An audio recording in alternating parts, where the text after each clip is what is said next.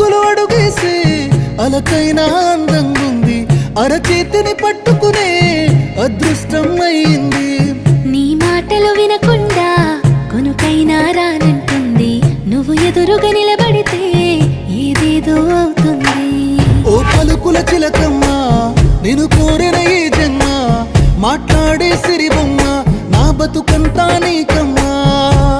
కుదురుగా నేనుండనులే నిన్ను కలిసే వరకు, కాలాన్ని ముందుకు తోయన